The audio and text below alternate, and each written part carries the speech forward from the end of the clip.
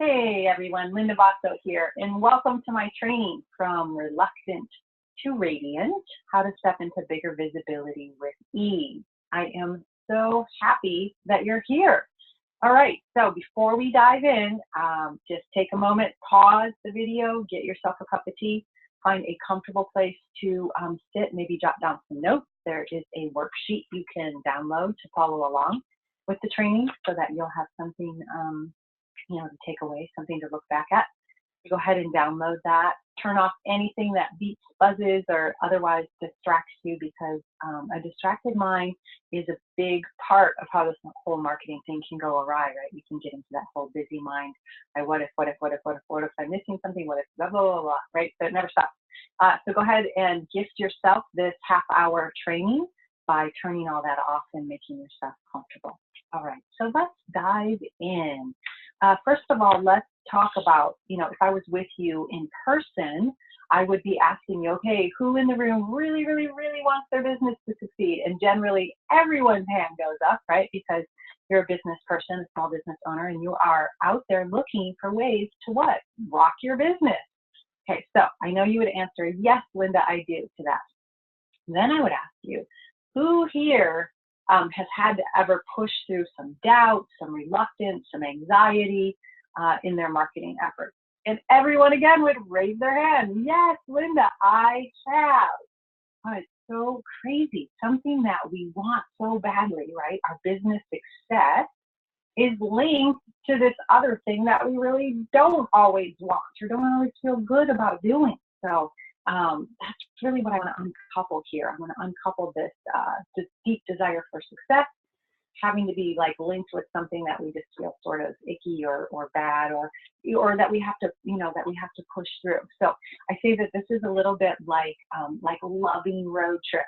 Remember those days you were young and free, you jumped in the car, loaded yourself up with junk food, and just enjoyed, the tunes and the wide open road and this great feeling of freedom. So it's a little bit like loving the road trip, but hating gas stations. Now, I know gas stations are nothing to write home about on a road trip, back in my day or today, but that makes it okay for like a once in a while thing, right? So once in a while we take a road trip and we suck it up and we're like, yep, that gas station was nasty, but you just take the good with the bad and you carry on. But if your business is going to be a constant road trip, wouldn't you want to figure out the gas station thing? I would. So the training is not to just go from reluctant to okay, right? So tolerating the gas stations, that's okay. Like we're still doing the road trip, but it's just okay. Some parts of it are okay. I don't want you to stay at okay. I want you to go from reluctant to radiant, okay? Reluctant to radiant. And that's because that's really our birthright. Like that is the juice of why we got into business for ourselves in the first place. So it's like that little song we learned when we were younger, right? Like, this little light of mine, I'm gonna let it shine. This little light of mine, come on, I'm gonna let it shine. This little light of mine, I'm gonna let it shine, let it shine, let it shine, let it shine. All right, so it's really our birthright just to live in radiance, to live in more than enough. So let's start with defining what exactly reluctance is. And this is a great time to download that worksheet if you haven't. Got a little handy dandy PDF for you to follow along in.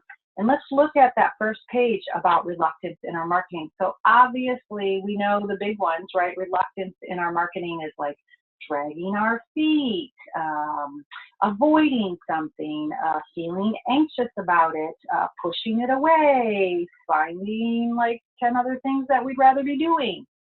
So those are sort of like the big ways that we feel reluctant. But there's a different way that I want a more subtle piece that I think is happening all the time in many of our businesses, especially if you're having some success, right? So in some ways you're like, I'm done with the dread and the angst in my business, in my marketing, but there are still places that it might exist in your business. And this is what I really want for us to understand, that reluctance is showing up anytime we are underperforming in our business. Okay, so underperforming, what does that mean? That looks like not exceeding your own expectations. So I hear this often in the form of someone saying, oh, I really wanted 15 people to come to my event, but I got, the minimum was 9 and I just hit 9. One's a maybe, but I'm good. That's reluctant to okay, right? Yes, you're doing the event. Yes, you filled it with some people, but you wanted 15. Radiant would be to say, yeah, I wanted 15 people, but I actually booked 17 and I'm over the moon with excitement. So how often are you settling in your business? Are you settling for a good enough result or an okay-ish result from your visibility efforts?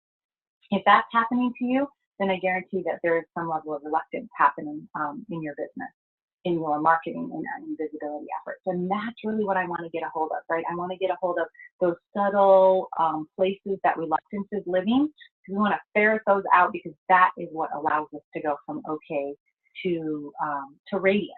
And, and I wanted to say, pushing through, we learn how to push through the doubt, push through the dread, push through the anxiety. It takes so much work. And that's why so many of us find marketing to be so tiring.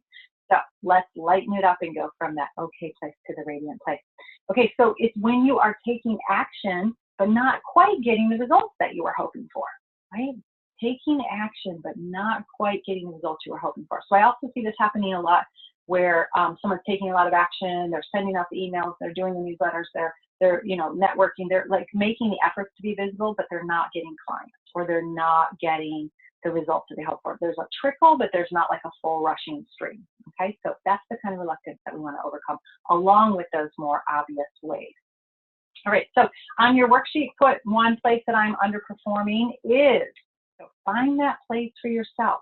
I'm very practical in my training, so this is not all going to be just coming from me to you. This is like take a little bit of what I'm saying and digest it for yourself. So what is one place that you have some obvious reluctance or some subtle reluctance, right? So a place that you're underperforming or a place that you have obvious, nope, I don't want to do that piece of my marketing, even though I know I should. Take a moment, write that down for yourself. Pause it if you need to. And then let's look at why is this happening. Now, I am not going to go on a deep dive into each of these, but I did want to share the 4 reasons that the reluctance comes up in our business at this very high level, just so that we can start to have some awareness of it and start to maybe understand what exactly is happening for us instead of just being in that pit of, I don't know, I just don't want to do it. Or in that more subtle place of I'm taking a lot of action, but it's not working. Why? So why is this happening? Well, the first place that reluctance can come from is in the way that we're designed. Think about it. We are totally unique human beings, each of us with 10,000 variables that make us the person that we are, that unique individual that we are. And if you are watching this, I know that you are a very unique individual because, purpose-driven entrepreneurs, soulpreneurs, people who want to make a difference with their work, we're complicated beings. We have all kinds of stuff going on. So there's the fact, I say it's your personality, your preferences, and your stage of life.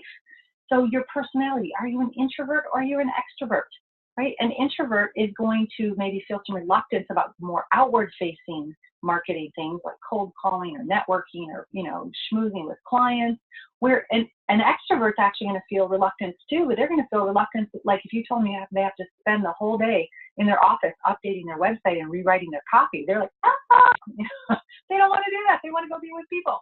So if you're an introvert or an extrovert, it's going to cause different kinds of places of underperforming or reluctance in your marketing and visibility. It's also your other parts of your personality, right? Are you a very detail-oriented person? Then you're going to want to dive into the analytics and the other parts of marketing where if you're a high-level, I just want the big picture kind of person, it's you don't want to know how MailChimp works. You don't want to know all those details. So your personality matters a lot to what you're going to find, where you're going to find your reluctance in your marketing effort. It's also your stage of life, right? So if you've got young kids at home and you're trying to start a 7-figure business and you manage the household and you volunteer, come on, dude. That's a little mismatch in the stage of life that you're at. And likewise, if you're, on your 3rd act and this is a bonus career that you're going into, a business of your heart that you wanted to earn a little extra income in, then don't go chasing all the six-figure get rich fast stuff, because that, again, that advice isn't going to be at the right level for the stage of life that you're at and the amount of time that you want to invest resource and time and money-wise into growing your business. So consider your stage of life and make sure that the kind of marketing that you are trying to do fit with the stage of life that you're in, because I promise you the stage of life will win. So if you are trying to shove something in there that doesn't fit, it doesn't work, and it causes a lot of stress, a lot of heartache, and usually you don't get the results that you were hoping for. So personality, preferences, stage life, and it's also like how you're designed. Like, what is your human design? What is your astrology? What is your, like, there are these innate characteristics that we come here with, and learning yours. Like, I use human design with my clients. And it tells us things like exactly how they should network, exactly how they should, whether they should do public speaking or they should always have great photos of themselves. Like, there are very specific things that can be seen in our human design chart that help us with our visibility efforts. So figure out the system that you like to use, Enneagram, human design, Myers-Briggs, whatever it is, and learn about yourself, because finding your reluctance in your marketing has a lot to do with knowing yourself very, very well. Okay, so that's reason number one. Reason number two are limiting beliefs. Oh my goodness. Now, limiting beliefs are everywhere. They are just like our society is rife with limiting beliefs.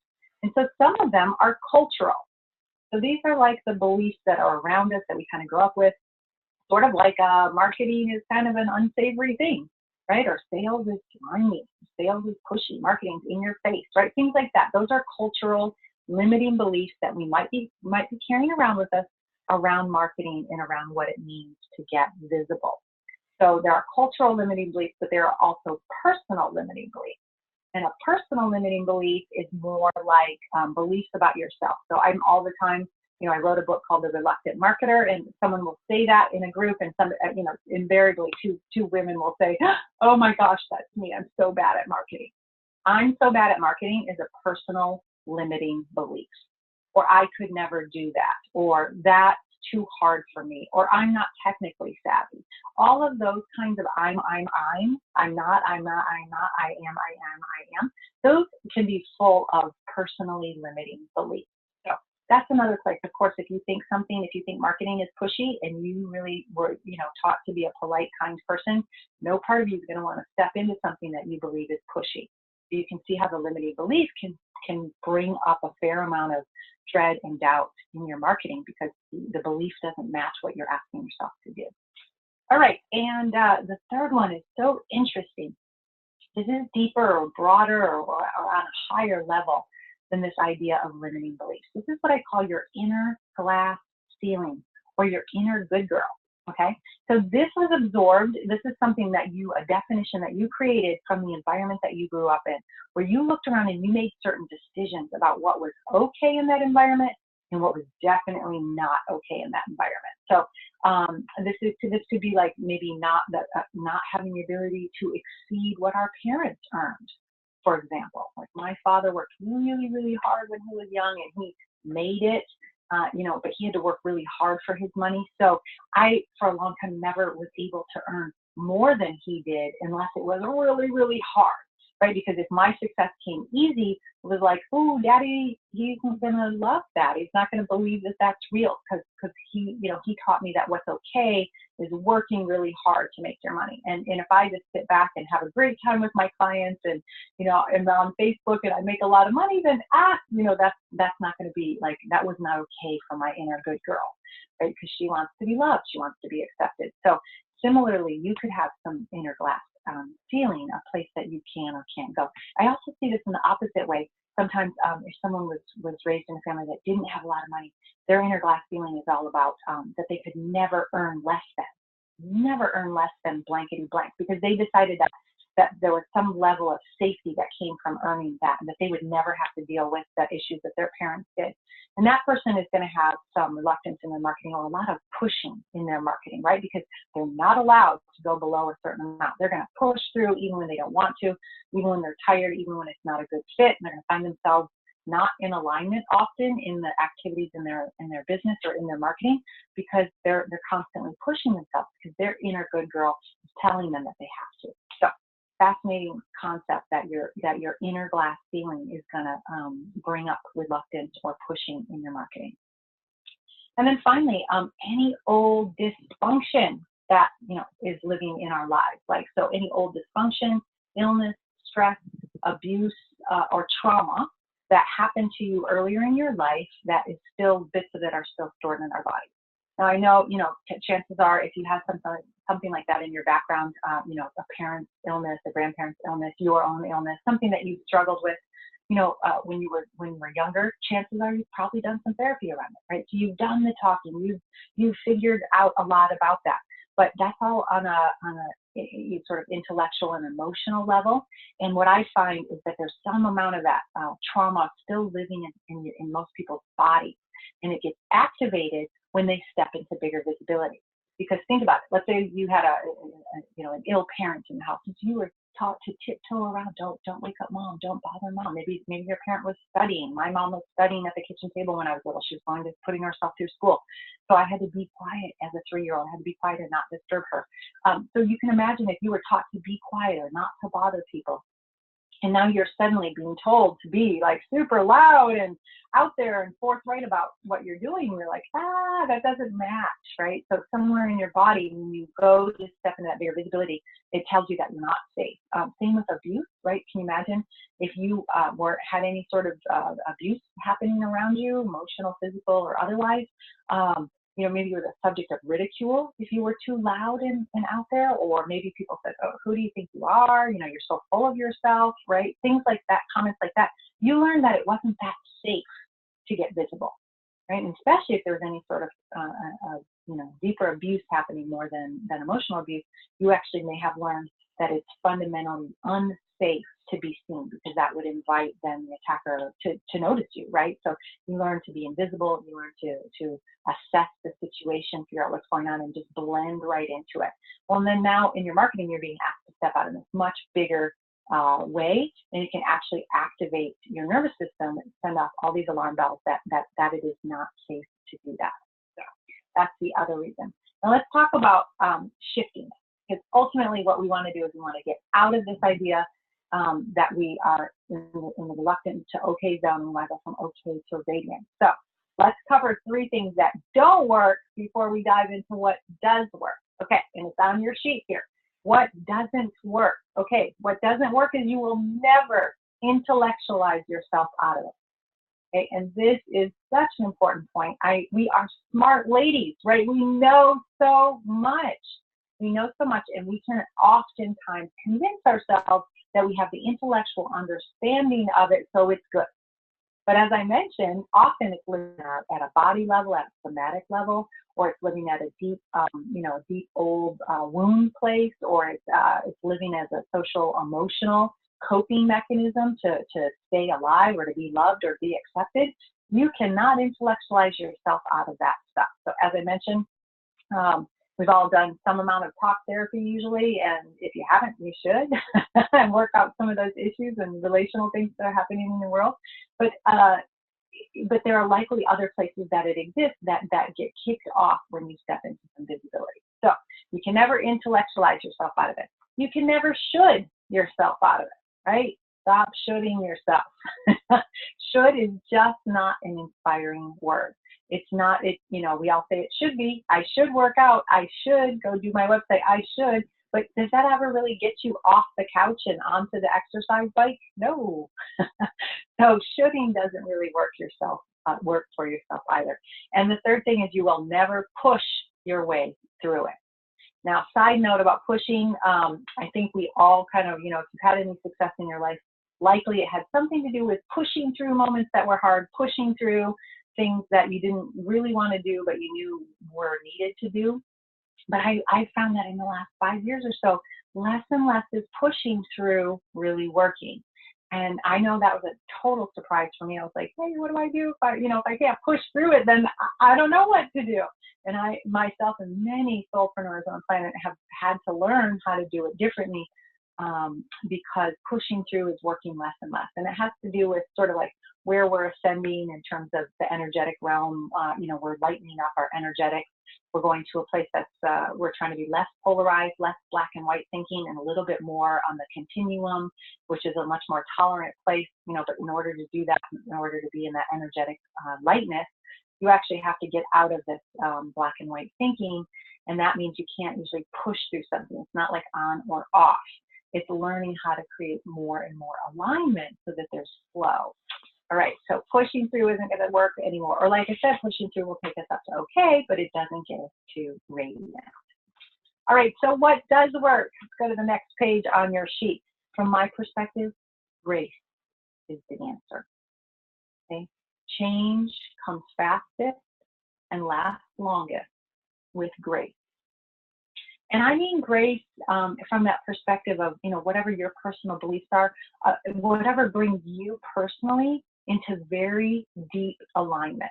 Okay, so that's what I mentioned earlier, like really knowing yourself. So whatever brings you into really knowing you and standing in that very solid alignment of your true desires, your true personality, truly what contribution you want to make here, what you came to do, who you came to do it with, standing in very deep alignment with that, and then having that alignment match the universal force around you. So whether you call that source, God, goddess, nature, you know, the universe, whatever, it's not important the details of your, you know, your definition of grace. What's important is that you understand that there has to be that inner alignment meeting that external or universal alignment. And that's what I mean by grace, the fullest expression of what we came here to embody.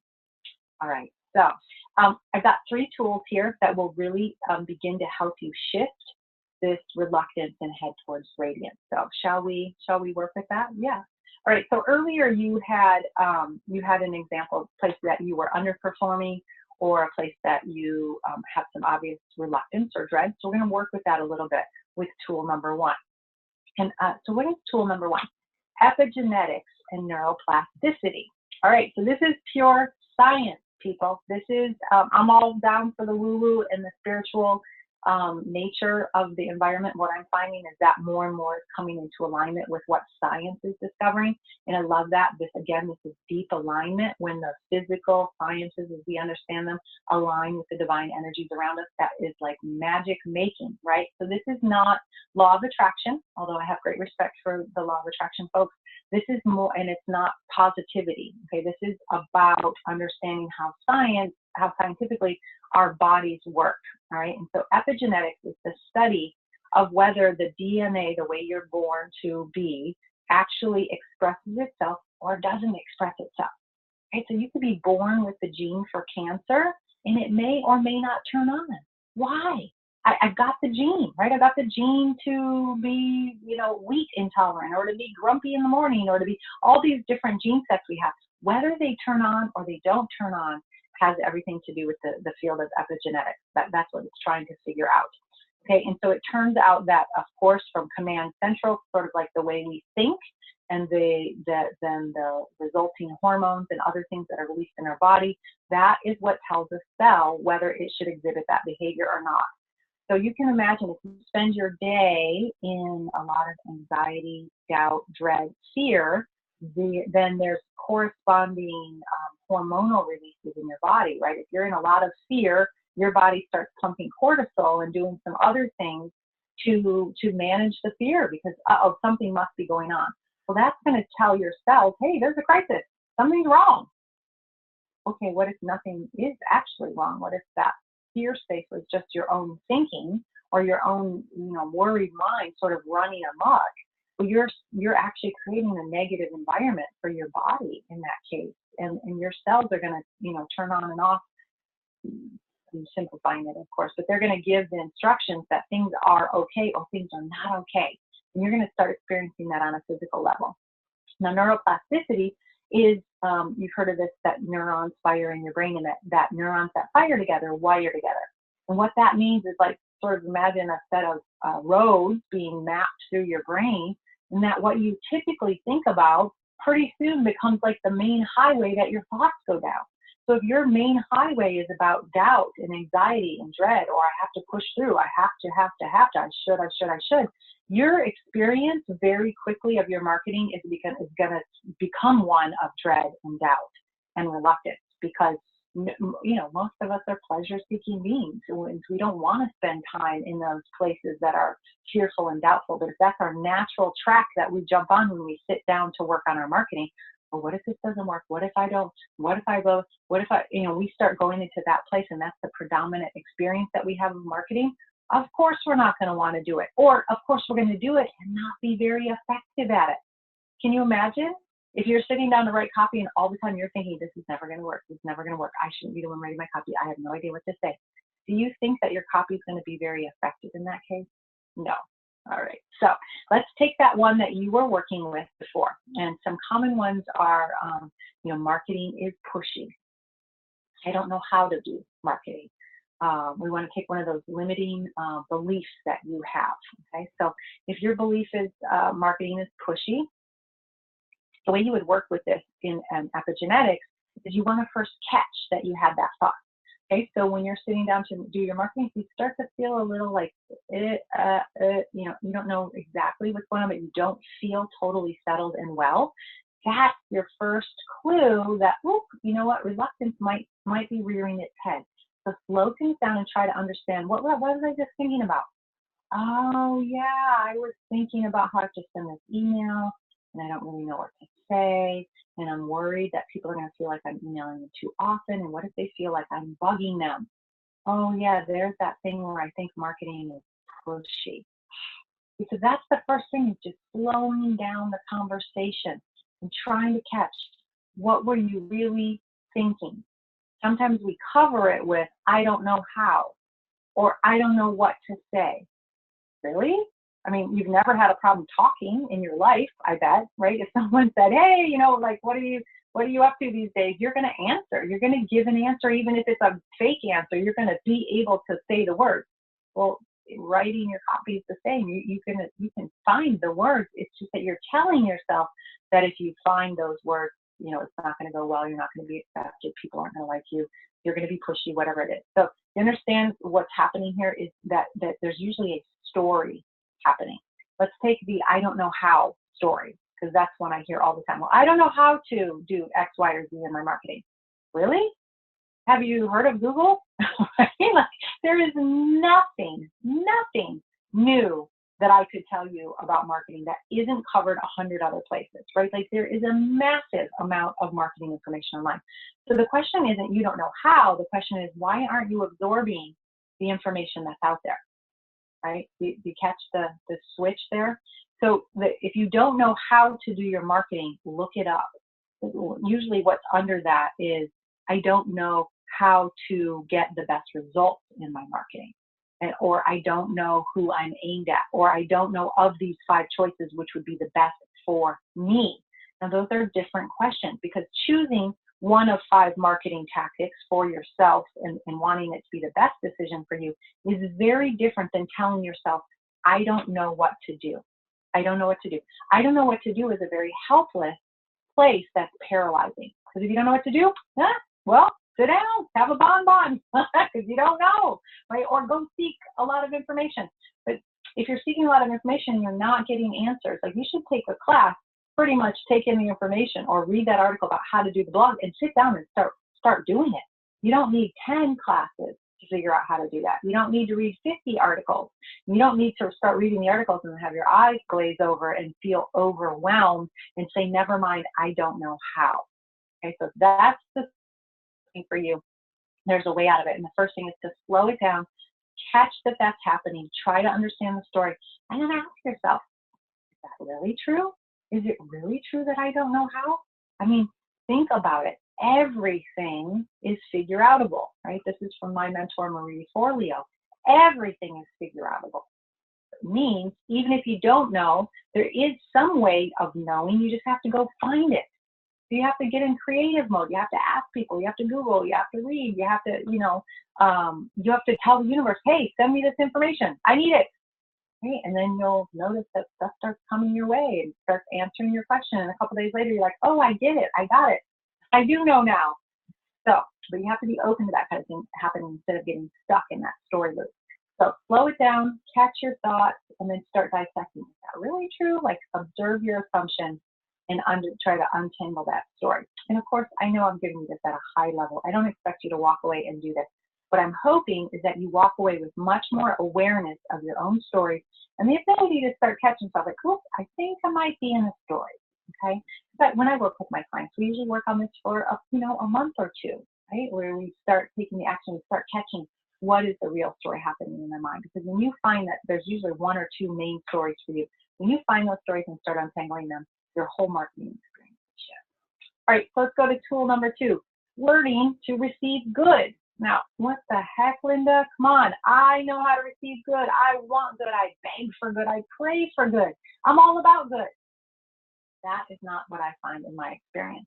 For myself, for all of the entrepreneurs that I work with. Most of us have grown up in this Western culture, with the you can't always get what you want, but you might get what you need. Did you hear that? Like, you just told someone, as a small child, like, they might not even get their primal needs met, and they certainly aren't going to get everything they want. But that's really how most of us grew up. We grew up with that refrain, or we grew up with the idea of take what you can get, right? Or my daughter says, take what you get and don't throw a fuss, right? Somebody taught her that at ballet school or something. So we are generally told as small people to take what we can get. So that means we all have this space around us where we're like, this is about as much good as I can take it, right? This is about as much good as was around me when I was young. And so this is good for me. Like, this is all the good that I can tolerate. And you'll know that this is happening for you if when good stuff does start happening, you're waiting for the other shoe to drop.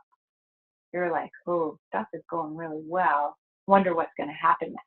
Wonder when it's going to stop. If you've experienced any of that, then I promise you, your capacity to receive good is not as large as it should be. So this is a process of coming to know yourself emotionally, intellectually, spiritually. How much good can you take in? Where is that point where it starts to make you nervous about how much good is happening? And how can you expand your heart? You have to expand it in the front and the back, all around you. You have to expand your personhood. You have to confront your fears around your life possibly changing, right? So we say we want success on one hand. We also say we don't want a thing to change in our life. That's not compatible, right? If you're going to step toward greater success, you're going to have a bigger, fuller life. You're going to have more decisions to make. You're going to have more money to manage. You're going to have probably more vendors and more teammates to manage. You're going to have to be out and about and seen in a bigger way. You're going to have to deal with haters and people telling you that, that you're terrible at what you do because they want to knock a celebrity type person down. You're going to have to deal with many more things happening at a much bigger and faster pace if you're experiencing more success. But if you're over here like, I kind of like my content, quiet, smaller life, you can see that there's a contradiction there. So you've got to learn how to receive all this abundance. And maybe you have to work out some contradictions that you have around money and success, and whether that, bad people have money, right? There's this idea that a lot of success is going to come, it's going to corrupt you from a power way, greed, maybe that you feel like you're taking more than your share of resources, or that you have it better than others and they're going to be jealous, or they're going to dislike you, or, I've had the belief for a long time, like, you can't have it all. You can have a lot, but you can't have it all, right? So I always I'm an 8 out of 10. I got 8 things rocking, but 2 things, like, not so much, those things are like, they have a little work to go, right? Because you can't be a 10 out of 10. Why not? Why can't you be a 10 out of 10? Like, who made that rule? It's so silly.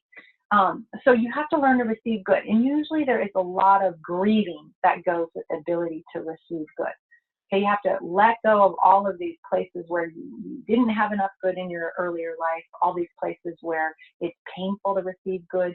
If you have children, you can possibly understand this, that the love you have can be so big that when you think about losing it, your heart, you watch a show about a sick child or something happening, literally your heart wants to break in two. So with a lot of good comes the potential for a lot of loss. And because we try to be protective, a lot of times what we'll do to protect ourselves is actually keep the good away, because then we don't have to deal with the potential of heartbreak. So tool number 2 is learn to receive good. All right, and number 3, act and do the work. Now, what does this mean? This is really about You know, we get in this mode where we're like, well, I don't want the reluctance to show up. I don't want to be in anxiety. I don't want to be in doubt, or I don't want to be pushing through. So I don't want to go there. So I'm going to go to therapy. I'm going to go to EMDR. I'm going to go do some, you know, spiritual healing work, some energetic healing work. I'm going to do all this stuff so that when I go to do that new workshop, or when I go to start that new group, or when I go to launch that new product, I'm not going to feel uneasy about it. It doesn't work that way. There is no amount of preparing that you can do ahead of time that will prevent the reluctance from coming up when you step into the greater visibility. No amount. There's no amount of self-confidence you can go find. There's no amount of healing you can do ahead of time. The real thing to do is take the action toward the greater visibility. It's going to bring up the reluctance, and then that's the moment that you do the self-growth work. When you're feeling the reluctance, when you catch that there's that story at play, that's the very thing, right? It's pointing exactly to the exact self-growth work you need to do when you take the action. So when you step into the greater visibility, then you will notice the self-work that needs to be done. Because maybe like you step into greater visibility, you start to get results, then you notice the results drop away. And then, oh, wait a minute, I was putting myself out there. I was feeling like some doubt and anxiety about it.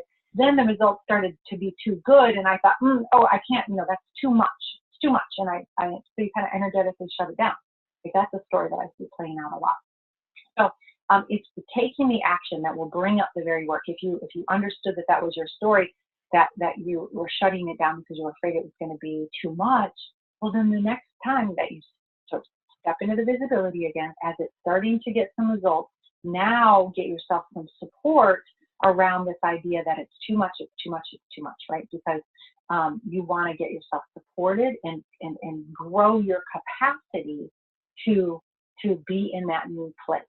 All right. So you have to take the actions first, let the reluctance come up, and then do the work. I like to tell people that owning your own business is the perfect self-growth path. You don't need to pursue any other kind of program or anything. Just be in business for yourself, and you will be on the greatest self-growth path that there ever was. In fact, it's my mantra, and that's kind of what I'll leave you with today. Grow yourself, grow your business. Right? Why? Because if you want to be this amazing businesswoman over here with this huge business and all this stuff that's happening, and you're over here in the smaller business, you actually have to take the steps to become that woman who can, you know, sell in that bigger business, fulfill in that bigger business, deliver in that bigger business, make the decisions that bigger business demands. And if you're over here, you can see there's a little path for you to traverse there. So the perfect self-growth work. So, all right. So I hope this has been helpful for you. These tools are so powerful. If you'll just work with even one of them for any amount of time, you will see some great things begin to unfold in your marketing. As always, I am so delighted to help if I can in any way support you, and I'm happy to answer questions or sort of deepen the conversation. It would delight me to hear from you. So let me know and take good care.